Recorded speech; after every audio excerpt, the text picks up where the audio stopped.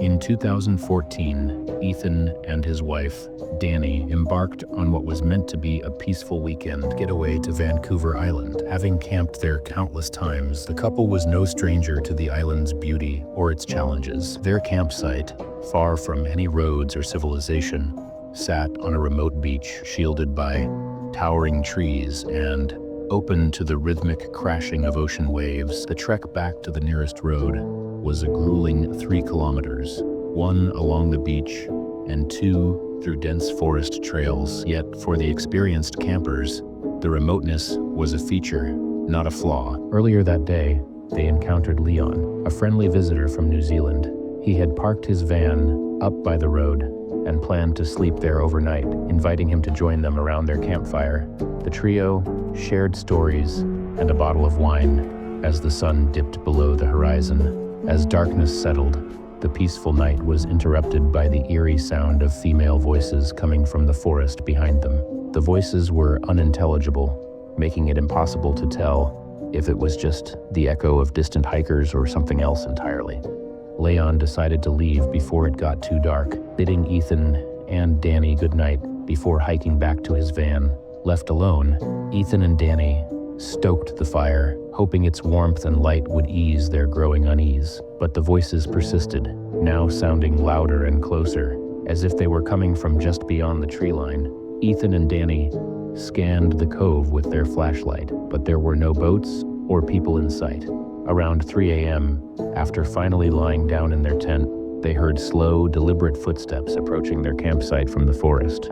The footsteps circled their tent before retreating into the forest, only to return minutes later, accompanied by the same disturbing voices. The voices were louder now, speaking a language neither Ethan nor Danny could recognize. The couple lay frozen in terror, daring not to make a sound, as the voices circled their tent one last time before disappearing. They did not emerge from their tent until morning, packing their gear and leaving the island without looking back. Kylie Cashwell and John Stone, hikers from Eagle Mountain, Utah, had spent years exploring forests, searching for unusual finds. One day, Kylie was hiking alone in Cedar Fort when she stumbled upon a large collection of animal bones and discarded junk. She decided to return later with John to show him the unsettling discoveries. The duo discovered even more disturbing sights. A severed deer head surrounded by a pentagram made of deer legs. As the sun set, Kylie and John agreed it was time to leave, but quickly realized they were lost. Navigating by phone flashlights, they felt the eerie sensation of being watched. Bushes rustled nearby, despite the absence of any wind, heightening their panic. A sudden deep scream shattered the silence, a sound neither human nor animal. John glimpsed a massive black figure on the trail behind them, too large to be human. They sprinted down the trail, eventually finding Kylie's car and escaping unharmed. Kylie later researched the forest and found numerous reports of cult activity, mysterious disappearances, and murders. Deep in northern Germany, 2 friends were hiking in a former German Democratic Republic, GDR area, when they stumbled upon strange, periscope-like pipes protruding from the ground. Feeling brave, they investigated further and found a hidden doorway behind the bushes. The doorway led to an extensive underground bunker, its tunnels stretching like a maze. They saw eerie graffiti on the walls, including messages that translated to "help." The bunker became more decayed the deeper they explored, with unsettling messages like "Hello, Satan" etched into walls.